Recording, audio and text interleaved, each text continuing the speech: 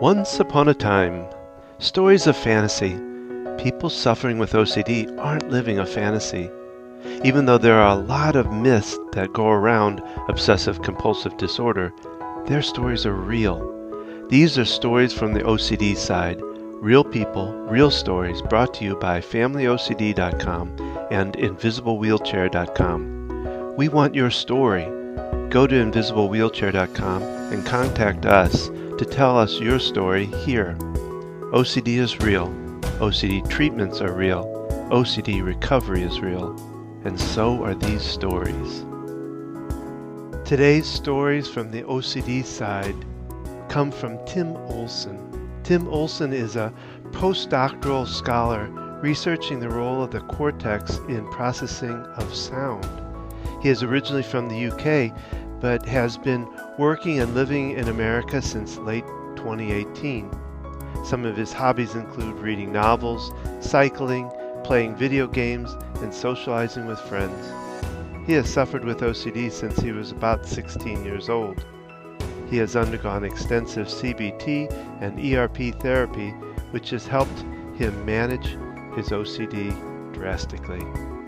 Now, let's hear it from Tim himself. Well, Timothy, thank you so much for being willing to tell your story here on the Stories from the OCD side on the Invisible Wheelchair podcast. I welcome you and look forward to talking with you. Thank you very much for allowing me to come on and share my story. So let's get right to it, Timothy. How about tell us your story of what went on for you with your OCD experience? So my OCD experience, I would say, is mainly all purely obsessive. It's all in my mind. I don't really have any outward compulsions, and it focuses mainly on what is known as sensorimotor OCD. So it's the kind of hyper awareness of completely normal bodily functions. Blinking is my main one, breathing or swallowing. And there's no kind of function to this. There's no kind of reason why I'm thinking about these things, apart from really it's guided by the thought of like, what if I can't stop thinking about this? It's completely just driven by a fear that I won't be able to stop thinking about this. And because I'm thinking of it and it's very distracting, it's going to distract me forever. And then that's the obsessions, like the real what if I can't stop thinking about this. And then the compulsions is very much me trying to escape that thought, me trying to figure a way out, me trying to essentially not think of something, which, if anyone's ever heard of the pink elephant type situations, like try not to think of a pink elephant, it's impossible. Trying not to think about something makes you think about it. But for some weird reason, my mind just kind of keeps coming back to it, keeps kind of like drilling in like, oh, this is really bothering. This is really kind of like on your mind all the time. It's very weird that it's on your mind. You need to try and figure out a way to not think about it. So that is, I would say, my main obsession, and it has been for maybe like the last, while now. I've had OCD since I've been about 16, and it's gone through various kind of types of OCD, let's say, like all puro type OCD thoughts. But this is the one that my mind has kind of settled on as its favorite, let's say. My mind just kind of seems to click with this one. And I think, one of the reasons why it can be so hard and so annoying is that it's just so pointless. It's just so, there's just no kind of reason to it. Like maybe like a safety type OCD one, there actually might be like a reason behind it, but then it's just exaggerated massively to the point where it gets in the way of your life. But then this one just has no reason. It's just, what if I can't stop thinking about it? And then for some reason or another, my mind latches onto it. So that's kind of like the main gist. I also have a lot of obsessions. Well, I've been working on them, but a lot of the obsessions with this tied into the same kind of sensory motor is the fear that if I tell someone about it, that they will essentially catch it. Because to me, these thoughts like are so sensitive. They're so like, relentless and so simple to think about. It like, how could another person not kind of start thinking about it and then start fearing that they can't stop thinking about it, and then they'll start thinking like me, and then that's kind of drives me to have this fear that like I want to protect other people from my thoughts, almost like a contagion from my mind to their mind. So it's kind of like this two parts. It's like I have this thought where I'm stuck in my mind just thinking about this completely pointless thing and wondering how I can stop thinking about this completely pointless thing, and then I'm completely afraid that someone else could catch it. So in the past, this has led to like essentially for a long time complete and utter kind of like isolation, because I was like suffering from the fact that I was like obsessing all the time and trying to escape my mind and trying to escape these kind of very repetitive thoughts. And then I couldn't tell anyone about it, and I couldn't kind of even share it about it, because then I would be in danger of, let's say, infecting them. So through lots of therapy, actually, and exposure and response therapy mainly, I've improved hugely. And now even this podcast is kind of like my exposure. Like I recently was part of like an OCD kind of group, and I've been telling them all about it. And that was, look, if you look at kind of me like 5 years ago, would have been like utterly impossible. But I'm kind of getting there, getting kind of out of these thought patterns now, and kind of seeing that they don't really have a lot of truth behind them. And yeah, that's the main kind of gist, really, of my story. Yeah, just trying to, I think, just this kind of endless loop of thinking a thought that I don't want to think, and then trying to figure out a way to never be able to think it again, to try and escape it. Yeah. Well, and then on top of it, it sounds like it almost in your mind has a chain effect that, you're going to infect somebody else. They'll start being like you and infect somebody else. And it becomes a whole web of, it sounds like that's some of what kind of went on for you. Yeah. And I guess when I first started thinking about this obsession, or this obsession first kind of arose, let's say, I thought it didn't exist anywhere. I wasn't aware of a thing called sensorimotor OCD. I just thought, my mind just like randomly conjured up this thought of like, what if I can't stop thinking about this? And then that was me. That was just very, very strange. Like no one would ever think about that. And it just seemed to capture my mind. Like, wow, this is so weird. It's so kind of like just unusual, and like you would never think about it. And that at first was, I guess, one of the driving forces for why I kept it all to myself. There was, shame behind it as well. Just got so strange. And I think I just genuinely had this kind of belief that like it was just so contagious, because it was so contagious for, let's say, me. The thought popped in my head, and then, like I said, my mind just like seemed to latch onto it. But then as I actually figured out, people actually have sensorimotor OCD as well, and it was actually not a common form of OCD, but like it's definitely a way that the OCD can kind of arise in other people as well. That kind of was a double-edged sword, in the sense that it did help, because it kind of like made me think that I'm not completely alone on this. But then also I kind of like, it kind of started the thought like, okay,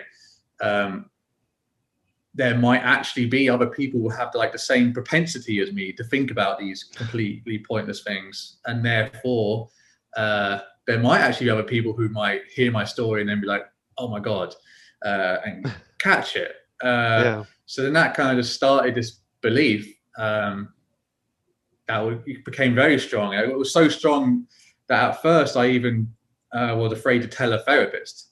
I even kind of like was petrified when I told a therapist, a while back now, like, okay, this is it. Like I'm telling someone, but it kind of got so bad. And I think, the part of me that is not OCD and more reasonable knew that it wasn't so much the way it was in my head.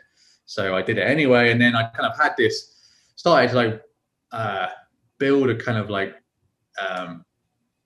belief almost, well, no, sorry, it's kind of, let's say, knock away at the belief that this was contagious. But I still, it would then shift. So it would be like, okay, maybe not a therapist, but if I tell someone who's not a therapist, someone who's not trained, let's say, in psychological kind of techniques, then they would be susceptible. And then, I actually got around to telling people who I knew after more ERP. And then it was like, then it shifted to, okay, now if I tell people who have OCD themselves, they are going to be like the ones with the propensity to think about it. And now they're going to be the ones that are like kind of susceptible. So then, with talking with therapists and things like that, it kind of like, you really need to actually just like throw yourself in the deep end, which I have a very firm kind of like belief that is what you should do now with OCD, with the exposure. And yeah, like I said, I've been talking to a group where there's like 8 other people in the group, and I actually talk about my obsessions in detail, and they've even like thought about sensorimotor type functions for like a minute or so at a time on my kind of cue. So I've really kind of like, let's say, almost tried to infect people. Okay. And and it hasn't been successful. Well, Having the infection, the therapy has, but the infection has not. That's probably good not to infect other people with, Yeah, no, definitely. But yeah, is that one? So what lessons have you learned from this? Have you gotten some powerful lessons from what you've gone through with it? I think the first lesson that was incredibly powerful is even if something is going through your mind at 1,000,000 miles an hour, you can always make the choice to essentially catch the hook, follow it, like strengthen it, let's say, or to I don't want to say let it go, because that sounds a bit fancy, and it's a bit like it kind of conjures up this like idea of like a Buddhist or something, letting go and feeling really enlightened. It's not really like that, but just kind of not doing anything with it, not catching the hook, learning to, these thoughts might go through your mind at 1,000,000 miles an hour, but you can either strengthen them, or you can weaken them. I always call it you manage the thought. You learn to deal and manage it. Yeah, and I think that kind of came to me a few times, quite profoundly, in just moments where the thoughts would be so fast, so aggressive, and the headaches would be so bad that I would just like end up just lying on the floor and being like, I just do whatever. I can't deal with this. Do your worst, kind of thing, and just being like, I don't care. And in those kind of moments, I kind of realized that like that is an approach that is required, in a sense, just to kind of be like, I can't control you. And I think that has been huge for me, just realizing that when the OCD is there, when it's not there, I just can't control it. Nor can I control really like my first initial response to it, as in kind of like, how I want it to go away. I can kind of like control secondary and like more responses that kind of come after that. But just to kind of be like, okay, I can just kind of chill out. It's there on my mind, but there's not much I can do about it. So I think that's the first thing I really learned from much therapy, and just kind of like essentially being forced into make different decisions by my OCD. And then the second thing I've learned is exposure, really, is, I guess, in my mind, really the only kind of like true kind of like, and like fundamental kind of therapy. I don't know if I've said that right, but let's just say it's like I guess it's like the end goal, really, to really just like to expose yourself to it, and just let it lose its power that way. Like I there's been lots of exposure which I've needed a therapist for, and which I've been very anti at the time, as in like, this is going to completely screw up my mind even more, and I'm going to invent new obsessions because I'm kind of like facing them, and then it's going to get a lot worse. And I was constantly like skirting around my mind, almost trying to like not provoke it. But really, now I look back, I've the exposure's been definitely the best thing by far. Yeah. Like even like really quite severe exposure. Like, I remember, let's say 5+ years ago now, like thinking, like just like even going anywhere near my obsessions in my mind, like voluntarily, would have been absolutely like just like the worst thing in the world to me. But now, I've voluntarily like sat in my room and just done nothing but thinking of my worst obsessions, making them worse, like voluntarily making them worse, trying to count my blinks or something like that, trying to bring in extra factors, things that kind of were at the back of my mind, but never really took hold because I had these other obsessions. I was like, but they were kind of had the fear that, if this did take hold, it could be even worse. So that has been pretty much amazing, just to just sit there for half an hour or an hour at a time and just do nothing but think of these thoughts that I would do anything in the world to escape. So I think that is, I guess those have been my two kind of things that have helped me, and I would say that is kind of like on my kind of like, road of OCD recovery, just not catching on to the thoughts, or learning to, constantly learning to, and then exposing yourself to the thoughts. Facing them and facing them head on almost, that's. Yeah. And of course, what I've seen too is that when you're thinking about doing the ERP, the OCD tends to, it wants to make you think that it's not going to work, or that it's not, it's going to be too hard and all that. So it does everything it can to try to get you not to do what you really need to do, Yeah. And then the way my mind did that was just kind of like, it kind of just started to essentially just like hit me with these ideas that, if you do this ERP and if you really dive into it, then you're going to really find like the obsessions that are even worse, that like, we like, you're going to, I always kind of had this feeling with my, my OCD that like, it's bad, but like there's a completely like black hole that if you dive into it, it's going to like be just complete oblivion. You're really going to touch on these thoughts where it's just impossible to get out from, and you've angered the OCD, so like essentially it's going to now come back. It's going to come back. Like that's what he kind of believes, like just like this thing that has power over you, so like you better kind of respect it, otherwise it's going to make it 10 times worse. And that kind of drew me away from the ERP a little bit. Just like, I want to do this ERP, but maybe not that ERP, because, I'll think about this and face that, but let's just leave that one as it is, because I don't want to kind of rock the boat on that one. It's not so present in my mind at the moment, but I still have a huge fear of it. But it's all that fear that kind of makes it kind of bubble away, still at the back of your mind. So I had to face those thoughts as well, that I would make it worse. And, my therapist was like, try to make it worse. Try to think of something that is, the worst thing ever, and like bring it on. And through many almost years now and practice, I really had to kind of like take the approach of like, if anything comes along, just say, bring it on.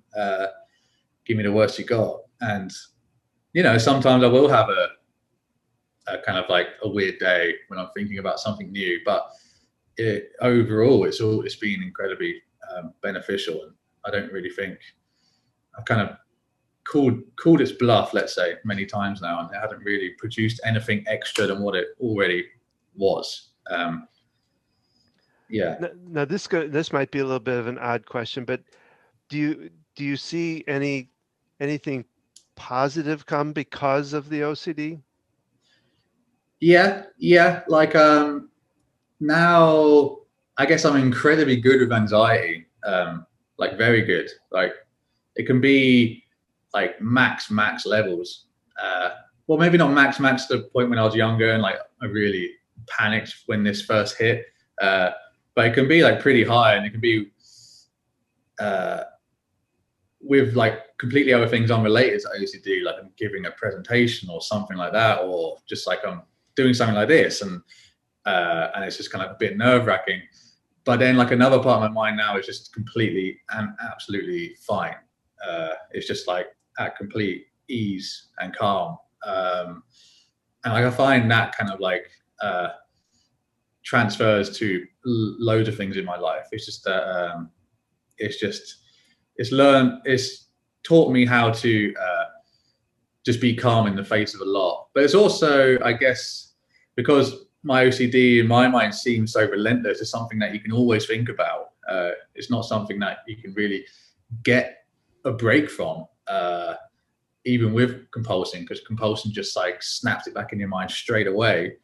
And I know compulsion doesn't give anyone a break, but there's no temporary relief at all. So I think that relentless aspect of my obsession, it just kind of made me realize that, like, I guess it's made me force me to face my OCD in a very kind of like dramatic way. It's kind of really kind of said like there really is no escape from kind of these thoughts. So you really have to just kind of face them. And I guess I am kind of grateful now for that kind of lesson in like no escape. Like I guess a lot of pain is really comes about from trying to escape, trying to find a way out. And I don't want that to sound kind of bleak. It's not. It's actually very beneficial to realize that.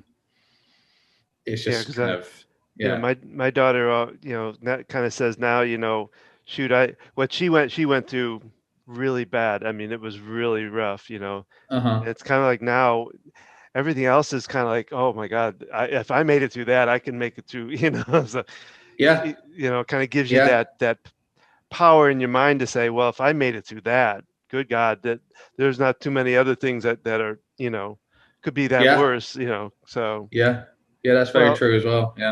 Well, Timothy, what if you were to meet somebody that was just realizing what they're going through and just finding out and starting to get into the OCD thing that you've been through, what advice would you give them, or what would you say to them? Yeah, it's a very hard question, because I've sometimes thought like, you know, what would I say to myself, like a 22-year-old me, you know, when certain thoughts were really like kicking in, like seriously. And sometimes I think I have all the answers, and sometimes I just don't know, because it's such a process to get out of it. It's such a process to kind of like, you know, it's therapy. It's not like there's no, like I said, there's no kind of one answer. There's no escape. It's a process of acceptance and therapy and facing it, and then realizing that you're not, it's not kind of like as it seems, let's say. It's not like the be all to end all. But I guess I'll try and get that across. But I guess to start off, it would be like, okay, just you need to practice not catching the thoughts. I guess I would even try and be with them and be like, okay, the thoughts in your mind now, let's just kind of like sit with it for a second. Let's just see what happens if you just kind of like let it be and just like don't follow it. Because I guess that would be the first step in just giving your mind a little bit of space. Because at first for me, it was just like, I didn't know any of this. So it was just, okay, I have to go in, I have to try and figure it out. I really have to try and figure it out. And that was the only way to get out of it. I had to try and find a way that I'm free of this. I have to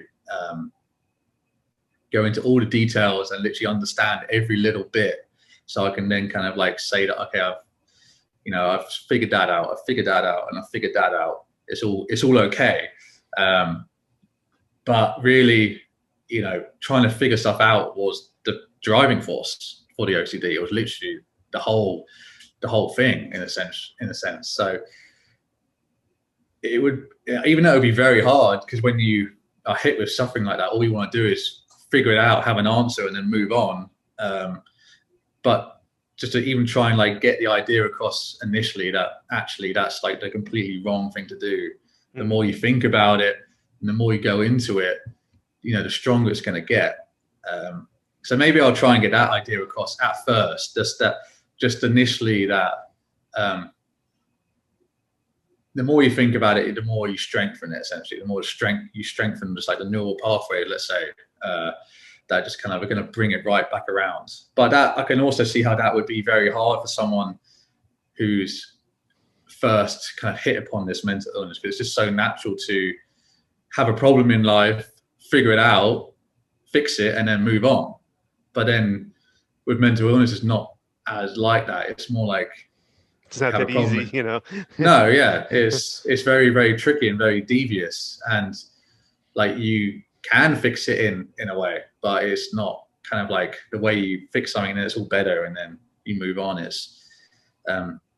So I thought about this a few times, like if I ever met someone, like me, like back then, and I guess I don't really know fully how I would approach it. I guess it would just be try and put them on that route of not catching the thoughts, and then at least there's enough space that you can kind of like, and just see a therapist. Just go see a therapist, someone who's trained in CBT, ERP, because these two techniques just seem to have a lot of luck, a lot of good things happening with OCD. So to just start talking about it, and try and give it some space. That would be my first two things. So the ERP, I think, is ultimately the way to go, but that would, I guess, maybe come a little bit later once you're ready to That dive. takes a little convincing. Yeah, it did for me, for sure. Yeah. Well, Timothy, I first, thank you for doing this. But I think through your story and through who you are, you're going to give somebody the hope.